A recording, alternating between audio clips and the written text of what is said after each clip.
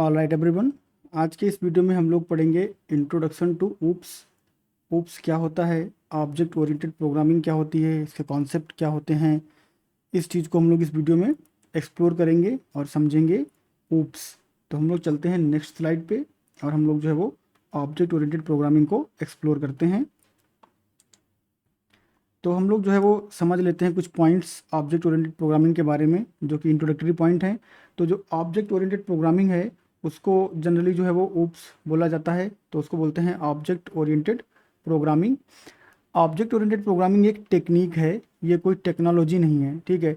तो टेक्निक का मतलब क्या है कि ये आपको जो है वो तरीके बताती है कि आपको ये चीज़ जो है वो ऐसे करनी है और ये चीज़ जो है वो आपको ऐसे करनी है। बट उसके रूल्स जो हैं वो आपके प्रोग्रामिंग लैंग्वेज के हिसाब से जो है चलते हैं। यहाँ पर जो है कोई रूल नहीं होता है, कोई सिंटैक्स नहीं होता है, कोई एपीआई नहीं होती है।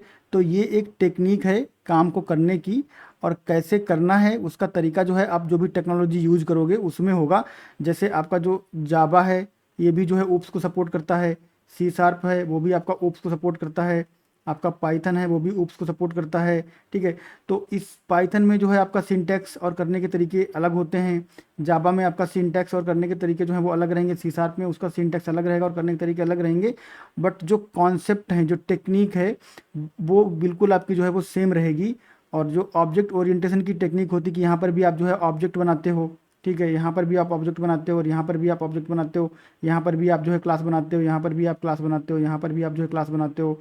यहाँ पर भी कुछ रूल्स होते हैं ऊप्स के जो कि डिफाइन है और उनको आपको फॉलो करना है। बट आप कैसे फॉलो करते हो ये प्रोग्रामिंग पर डिपेंड करता है। बट वो जो वहाँ पर सजेशंस दिए गए हैं, जो रूल्स दिए गए हैं, जो प्रिंसिपल्स दिए गए हैं, वो हर एक प्रोग्रामिंग लैंग्वेज को फॉलो करते हैं एक ऑब्जेक्ट ओरिएंटेड प्रोग्रामिंग होने के लिए। और सी शार्प जो है हमारी वो ऑब्जेक्ट ओरिएंटेड प्रोग्रामिंग लैंग्वेज है।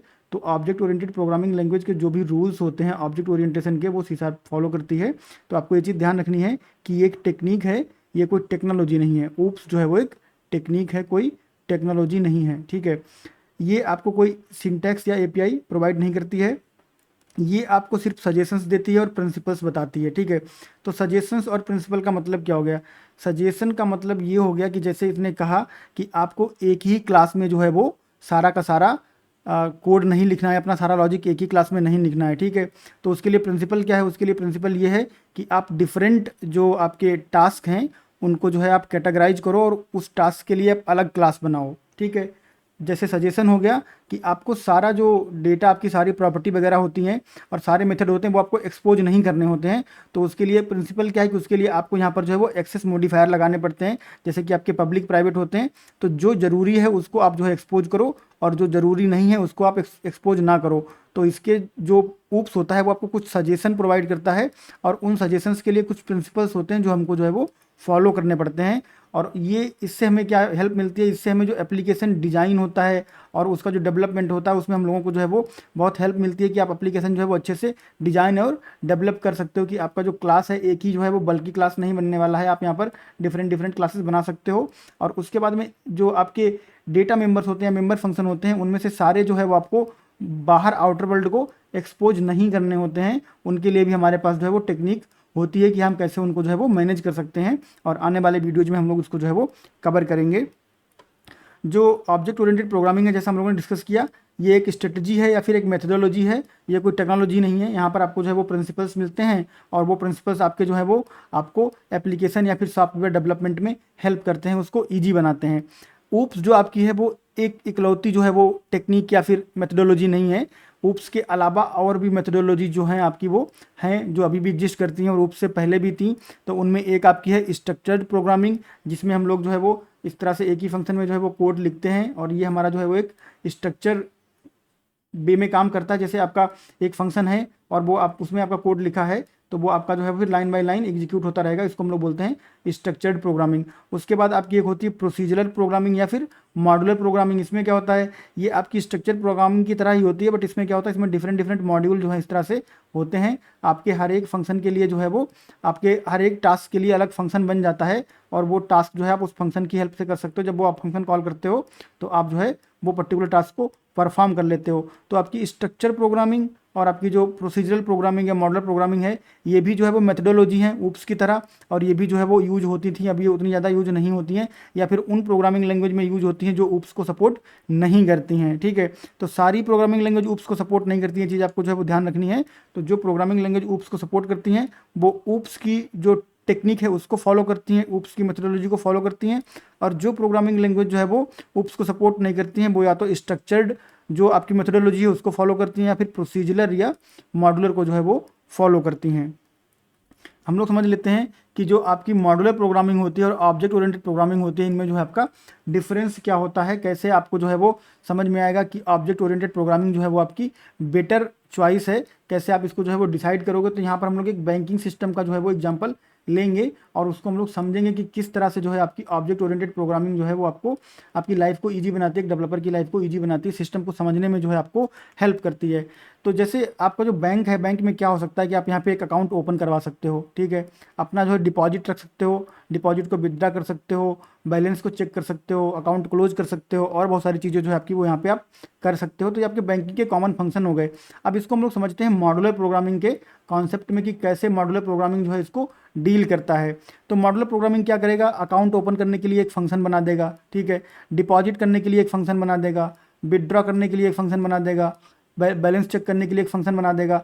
तो जितने टाइप के ऑपरेशन रहते हैं उनके लिए जो है वो इसमें मॉडुलर प्रोग्रामिंग में फंक्शन बन जाते हैं। तो यहाँ पर आपकी जो है वो एक लिस्ट ऑफ फंक्शन होगी, F1 हो गया, F2 हो गया, F3 हो गया, F4 हो गया, ठीक। तो जब आप F1 जो है कॉल होगा तो इसका मतलब ये है कि अकाउंट आपका जो है वो ओपन होगा, जो भी अकाउंट ओपन करने का लॉजिक है वो रन हो जाएगा।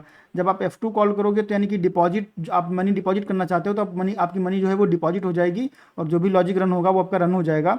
जब आप विड्रॉ करना चाहते हो तो आपका यहाँ पे F3 रन होगा और उसका विड्रॉ का लॉजिक जो है आपका रन हो जाएगा। ऐसे बैलेंस चेक करना चाहते हो तो आपका F4 रन होगा और आपका बैलेंस जो है वो चेक हो जाएगा। तो यहाँ पर जो है वो अलग अलग फंक्शन होते हैं, ठीक है। अब इसको आप समझो कि जैसे यहाँ पर ये अलग अलग फंक्शन है, आपका एक प्रोग्राम बना हुआ है, एक आपकी फाइल है, उसमें अलग अलग फंक्शन है। तो ये फंक्शन जो है इनको आपको मेंटेन करना जो है वो मुश्किल है, क्योंकि एक ही फाइल में आपके जो सारे के सारे जो है वो आपका अकाउंट ओपन करने का, क्लोज करने का, बैलेंस चेक करने का, विड्रॉ करने का सारा जो है वो वहीं पे रखा हुआ है। और दूसरा है कि इसको आप इजीली एक्सटेंड नहीं कर सकते हो। जैसे अब आपका अकाउंट जो ओपन करने का फंक्शन है, इसमें अगर आप जो है कुछ और लॉजिक लिखोगे तो फिर ये फंक्शन जो है इसमें मल्टीपल टास्क एक साथ जो है वो जम्बल्ड हो जाएंगी, तो आप जो है इसको एक्सटेंड नहीं कर सकते। ये अकाउंट ओपन करने का फंक्शन है तो ये अकाउंट ओपन करने का फंक्शन रहेगा और ये हमेशा ओपन करने का ही रहेगा। इसमें अगर आपको कोई और फंक्शनलिटी ऐड करनी है तो वो आपके लिए बहुत मुश्किल रहेगा, आपको जो है वो बहुत ज़्यादा रिफैक्टरिंग और बहुत कुछ करना पड़ेगा, हो सकता है आपको नाम वगैरह चेंज करना पड़े या फिर जो है और चीज़ें करनी पड़े, तो वो इतना ईजी जो है यहाँ पर नहीं होता है। तो ये जो है ईजी टू एक्सटेंड नहीं होता है और ईजी टू मैनेज और मेंटेन भी नहीं होता है, क्योंकि आपके पास जो है वो एक ही फाइल में सारे के सारे आपके जो फंक्शन हैं वो यहाँ पे रह जाते हैं। उसके बाद में आपकी कोड रियूजिबिलिटी जो है आपकी वो नहीं हो पाती है, क्योंकि अगर आप मान लीजिए कि आप जो है यहाँ पे आपने कोड लिखा, ठीक है, अब यही कोड आपको जो है बैंकिंग डिपार्टमेंट में कहीं और, जैसे आपको लोन अकाउंट ओपन करना है, ठीक है, तो अकाउंट तो ओपन ही करना है, लेकिन अब लोन अकाउंट ओपन करना है तो अब ये फंक्शन आपने जो लिखा था वो फॉर एग्जांपल सेविंग अकाउंट के लिए लिखा था, फिर लोन अकाउंट में क्या करोगे, आपको फिर से कोड जो है लोन अकाउंट में लिखना पड़ेगा, क्योंकि लोन अकाउंट जो है वो अलग चलेगा, क्योंकि यहाँ पर हम लोग जो है वो मॉड्यूलर में डील कर रहे हैं। तो ये आपका एक अलग मॉड्यूल जो है यहाँ पर हो जाएगा और फिर ये अलग मॉड्यूल हो जाएगा, तो आप ये कोड जो है यूज नहीं कर पाओगे, आपको फिर से जो है वो कोड यहाँ पर लिखना पड़ेगा। बहुत कम चेंज रहेगा लोन अकाउंट के लिए, अकाउंट ओपन करने में हो सकता है एक आध डॉक्यूमेंट डिफरेंट रहे, बट लगभग प्रोसीजर जो है वो सेम रहेगा। तो आप उसको एक्सटेंड नहीं कर सकते हो, आपको जो है उसको फिर रीराइट करना पड़ेगा। तो कोड रीयूजेबिलिटी जो है आपकी यहाँ पर एक इशू बन जाती है मॉडुलर प्रोग्रामिंग में। अब हम लोग देखेंगे सेम एग्जांपल जो बैंकिंग का है, यहाँ पर हम लोग लेंगे और समझेंगे कि हमारा जो ऑब्जेक्ट ओरिएंटेड प्रोग्रामिंग है वो किस तरह से प्रॉब्लम को जो है वो सॉल्व करता है। तो यहाँ पर हम लोग क्या करते हैं, क्लास जो है वो क्रिएट करते हैं जो कि आपकी रियल वर्ल्ड ऑब्जेक्ट्स को मैप करती है, ठीक है। तो सबसे पहले हम लोग यहाँ पर एक अकाउंट की क्लास जो है वो क्रिएट कर सकते हैं, जो कि हमारी अकाउंट की क्लास रहेगी। यहाँ पे हम लोग लिखेंगे क्लास अकाउंट, ठीक है। अब ये अकाउंट की क्लास है, यहाँ पर अकाउंट से रिलेटेड जनरल चीज़ें यहाँ पे जो है आप लिख सकते हो कि जनरल फंक्शन क्या रहेंगे और जनरल प्रॉपर्टीज क्या रहेंगी, ठीक। उसके बाद में आप यहाँ पे एक और क्लास बना सकते हो जो आपकी रहेगी SB अकाउंट, यानी कि सेविंग अकाउंट रह जाएगा, और एक और आप क्लास बना लो यहाँ पर आपकी जो है वो एक लोन अकाउंट हो जाएगा। तो जो आपका सेविंग अकाउंट है ये आपका इनहेरिट करेगा अकाउंट को, और लोन अकाउंट भी आपका इनहेरिट करेगा अकाउंट को। तो जो कॉमन फंक्शनलिटी में चाहिए होंगी वो हम अकाउंट क्लास में लिखेंगे, और जब इनहेरिट करेंगे तो हमें जो है यहाँ पर ऑलरेडी वो कॉमन फंक्शनलिटी मिल जाएंगी। और फिर सेविंग से स्पेसिफिक जो फंक्शनलिटी है वो हम लोग यहाँ पर लिख देंगे, और लोन से स्पेसिफिक जो फंक्शनलिटी है वो हम लोग यहाँ पर लिख देंगे।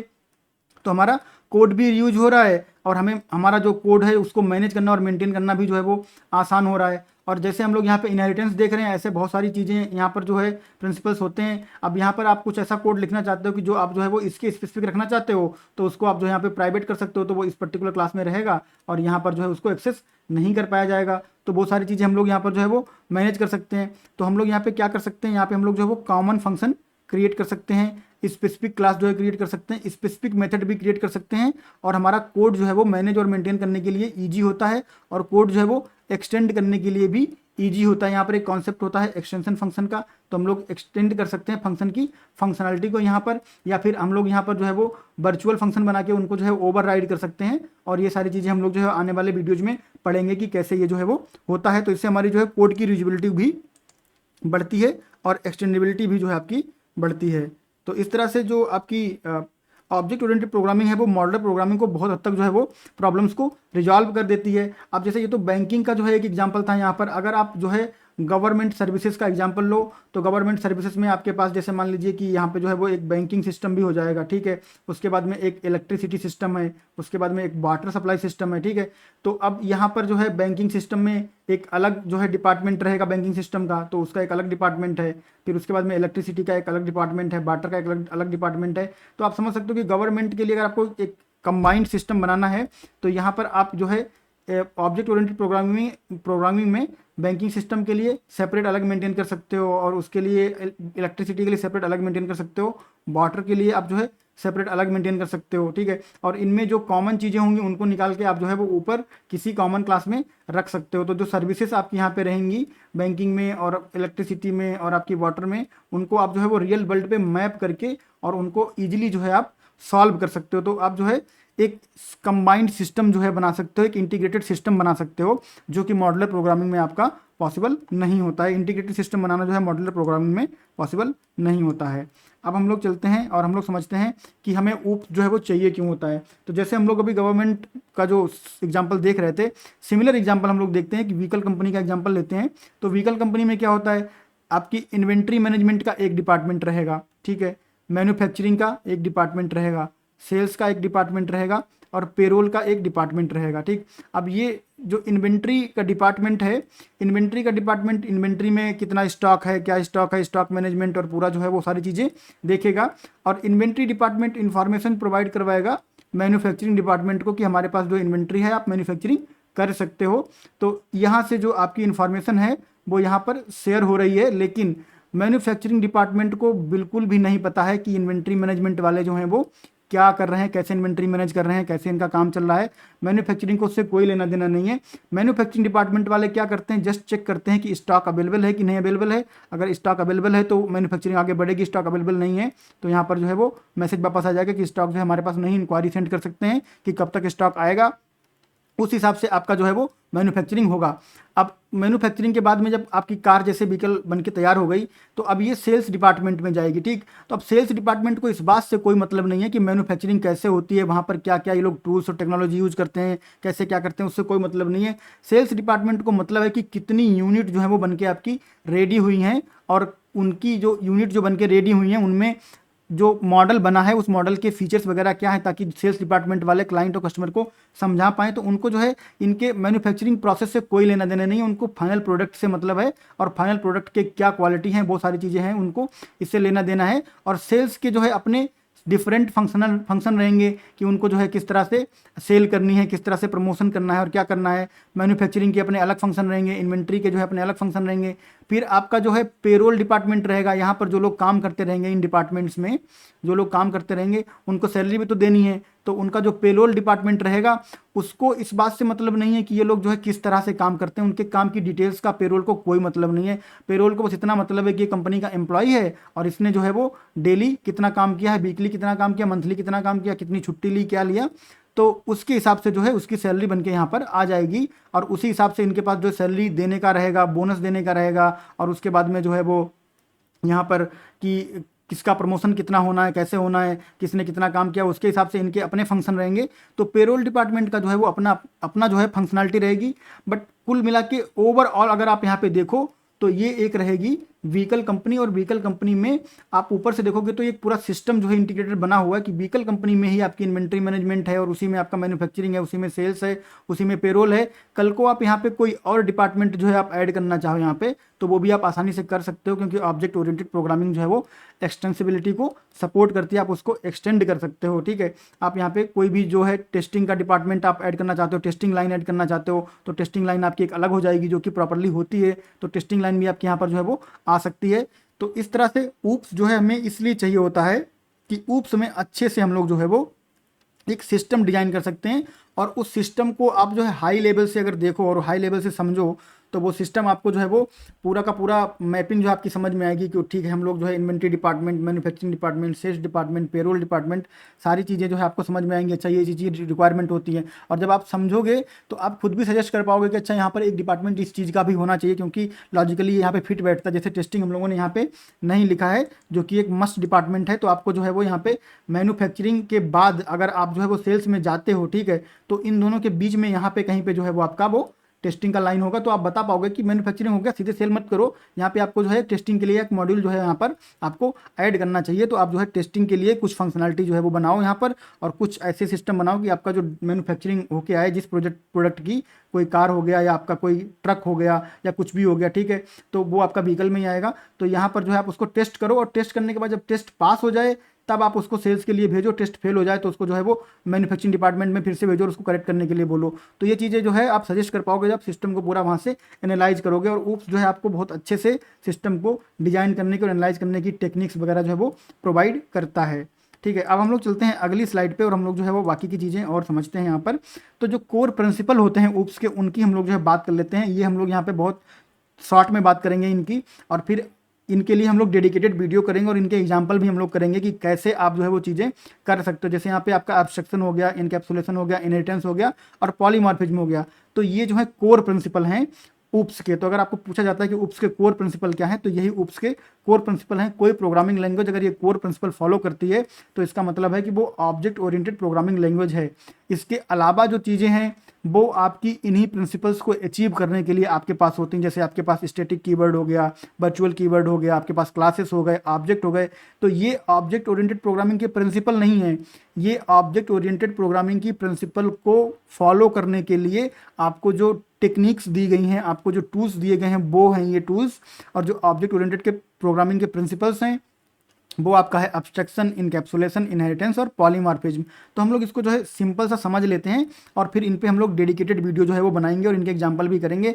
तो यहाँ पे हम लोग अगर समझें तो process of representing essential features without including background detail. ठीक है, तो हमको इसेंशियल फीचर जो है देना है और बैकग्राउंड डिटेल जो है हमको नहीं बताना है। तो बैकग्राउंड डिटेल नहीं बताना है, इसका मतलब बैकग्राउंड डिटेल हम लोग जो है वो हाइड कर देंगे। तो इसको हम लोग क्या बोलते हैं, इसको हम लोग अब्स्ट्रक्शन बोलते हैं। ठीक, तो क्लास जो आपकी यहाँ पर है, ठीक है, इस क्लास में आपके पास प्रॉपर्टीज, मेथड और वो सब रहता है। और जब आप इस क्लास का ऑब्जेक्ट बनाते हो तो आप लिखते हो यहाँ पर ओबीजे डॉट, और आप मेथड जो है वो कॉल कर लेते हो। अब इस मेथड के अंदर क्या कोड लिखा है वो कोड आपको नहीं पता चलता है, वो आपसे एब्स्ट्रैक्ट कर लिया गया है। तो आप बस ऑब्जेक्ट डॉट मेथड कॉल करते हो। जैसे आपने कॉल किया यहाँ पर मैथ डॉट सम, ठीक है, तो मैथ डॉट सम आपको यहाँ पे नंबर डालना है 1,2 और आपको यहाँ पे मिल जाएगा 3। ठीक, अब ये सम के अंदर कैसे लॉजिक काम कर रहा है इससे आपको कोई लेना देना नहीं है, आपको इससे मतलब है कि आपको यहाँ पर जो है वो आपको आउटपुट मिल जाएगा। तो जो आपसे लो लेवल डिटेल्स जो है वो छुपा ली गई हैं और आपको बस फीचर दे दिया गया है, तो उसको हम लोग बोलते हैं एब्स्ट्रैक्शन। और एब्स्ट्रैक्शन हम लोग अचीव कैसे करते हैं, हम लोग क्लासेस के थ्रू जो है एब्स्ट्रैक्शन को अचीव करते हैं, और कैसे करते हैं हम लोग जो है वो समझेंगे। इनकैप्सुलेशन जो है आपका क्या होता है, प्रोसेस ऑफ बाइंडिंग डेटा और function together into a single unit like class is called encapsulation. तो जैसे आप यहाँ पे जो है वो मैथ की एक क्लास बनाओ, ठीक है, मैथ की क्लास बनाओ। अब यहाँ पर आपको जो है वो लेना है कुछ डिटेल्स, जैसे इंट ए लेना है और इंट बी लेना है, और उसके बाद में आपको सम फंक्शन जो है वो यहाँ पे लिखना है। तो हम क्या कर रहे हैं कि जितना भी डेटा हमको रिक्वायर्ड है उसको एक साथ इनकैप्सुलेट कर रहे हैं। अब ऐसा नहीं कर रहे कि हम लोगों ने यहाँ पे जो है वो मैथ की क्लास बनाई मैथ 1, और फिर हम यहाँ पे एक बनाते हैं मैथ 2, और यहाँ पे हम इंट ए और इंट बी जो है वो यहाँ पे रखते हैं, फिर इसको यहाँ इनहेरिट करते हैं और फिर यहाँ पे हम लोग सम फंक्शन लिखते हैं। ठीक है, तो ऐसे नहीं। इनकैप्सुलेशन कैसे अचीव होता है, जब आप कॉमन जो रिक्वायरमेंट की चीज़ें हैं उनको एक साथ रखो और उनको एक साथ जो है वो बाइंड करके रखो, तो उसको हम लोग बोलते हैं इनकैप्सुलेशन। हमने सिमिलर चीज़ों को जो है वो एक साथ इनकैप्सुलेट कर दिया है, तो वो हमारा हो गया इनकैप्सुलेशन। ऐसे आपका इनहेरिटेंस होता है। तो इनहेरिटेंस में जैसे कि यहाँ पर हम लोग कोई पेरेंट क्लास बनाते हैं, फॉर एग्जांपल यहाँ पे हमारी जो है वो व्हीकल क्लास रहेगी, ठीक है। इसको हम लोग लिख लेते हैं, हमारी जो है वो क्लास व्हीकल है। अब व्हीकल क्लास में जो है कुछ प्रॉपर्टी कॉमन रहेंगी, जो आपकी जो है वो कार के लिए हो सकती हैं, ट्रक के लिए हो सकती हैं, बस के लिए हो सकती हैं, या जो भी आपके 4 व्हीलर हैं उनके लिए यहाँ पर जो है वो व्हीकल क्लास हो सकती है। 3 व्हीलर के लिए भी आपकी जो है वो व्हीकल क्लास हो सकती है, और 2 व्हीलर के लिए भी आपकी जो है वो व्हीकल क्लास हो सकती है। उसके बाद में जो व्हीकल क्लास है वो कॉमन जो फंक्शनलिटी रखेगी 4 व्हीलर की, उसके बाद में 3 व्हीलर की, उसके बाद 2 व्हीलर की। फिर यहाँ पर आप क्लास बना सकते हो कि आपकी जैसे क्लास यहाँ पर हो गई 4 व्हीलर, तो ये इनहेरिट करेगी आपकी क्लास व्हीकल को। फिर आपकी यहाँ पे क्लास हो गई एक 3 व्हीलर, ये भी इनहेरिट करेगी व्हीकल को। फिर आपकी क्लास यहाँ पे हो गई 2 व्हीलर, ये भी आपकी इनहेरिट करेगी व्हीकल को। तो व्हीकल में जो फंक्शनलिटी रहेगी वो कॉमन फंक्शनलिटी रहेगी, जो आपकी 2 व्हीलर में भी होती है, यहाँ पर 4 व्हीलर में होती है, 3 व्हीलर में होती है और 2 व्हीलर में भी होती है। वो कॉमन फंक्शनलिटी आपकी जो है वो व्हीकल क्लास में रहेगी। तो इससे क्या होगा, आपको बार बार सेम कोड जो है वो नहीं लिखना पड़ेगा। आप यहाँ पर जो है वो आ सकते हो और यहाँ पर इनहेरिट करोगे, तो जो कॉमन कोड होगा वो चारों में जो है आपको यहाँ पे तीनों में या चारों में जो भी आपकी क्लासेस रहेंगी वहाँ पर इनहेरिट हो जाएगा। तो इससे हमारी कोड रीयूजेबिलिटी जो है वो बहुत ज़्यादा बढ़ जाती है। तो और इससे हमारा जो है वो लॉजिकल अरेंजमेंट भी बढ़ जाता है, कि जैसे लॉजिक क्या है कि 4 व्हीलर भी जो है वो भी व्हीकल है, 3 व्हीलर भी व्हीकल है और 2 व्हीलर भी जो है वो व्हीकल है अल्टीमेटली। तो यहाँ पर हम लोगों को जो है कॉमन क्लास बना लिया और उससे हम लोगों ने जो है ड्राइव कर उसको जो है वो डिराइव कर लिया। तो व्हीकल जहाँ जहाँ हम लोग देखेंगे, ओके ये 4 व्हीलर है, ये व्हीकल है एक तरीके की, 3 व्हीलर है, ये भी एक तरीके की व्हीकल है, 2 व्हीलर है, ये भी एक तरीके की व्हीकल है। तो आपका कॉन्सेप्ट समझने में भी आपको जो है वो ईजी हो जाता है और कोड रीयूजेबिलिटी तो आपकी जो है इससे बढ़ती है। तो इनहेरिटेंस हम लोग कैसे करते हैं प्रोग्रामेटिकली हम लोग जो है उसको समझेंगे।